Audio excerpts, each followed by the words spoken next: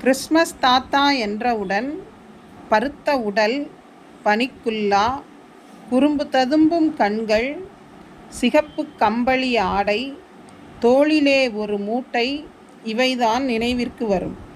Santa Claus என அழைக்கப்படும் இவர் கற்பனையாக உருவாக்கப்பட்டவர். உண்மையில் நிக்கோலஸ் என்ற பாதிரியார் துருக்கியில் பிஷப்பாக இருந்தபோது பலருக்கும் உதவி செய்தார்.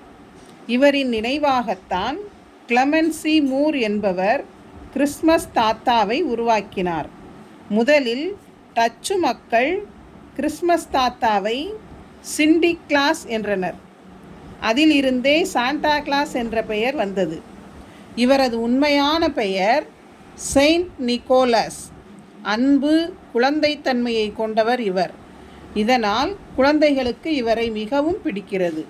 இங்கிலாந்தில் சாண்டா கிளாஸ் தாத்தா நீண்ட வெள்ளைத்தாடி, சிவப்பு கோட்டு, ரெயின்டீர் என்ற கலைமான் இழுத்து வரும் பனிச்சறுக்கு வண்டியான ஸ்லெட்ஜில் பரிசு மூடையுடன் பவனி வருவார். ஜப்பானிய குழந்தைகள் சாண்டா கிளாஸ் தாத்தாவை ஹோட்டியோஷோ என்கிறார்கள். இவருக்கு பின்னாலும் கண்கள் இருக்கும். ஹாலந்து நாட்டு குழந்தைகள் சாண்டாவை இழுத்து வரும் ரெயின்டீர் கலைமானுக்கு உணவாக கேரட், வைக்கோலையும் வைத்து வரவேற்கிறார்கள். டென்மார்க்கில் தங்களுக்கு பரிசு தரும் தாத்தாவின் பசிக்கு பாலும் அரிசி சாதமும் வைத்திருப்பார்கள். Happy Christmas. தேங்க்யூ.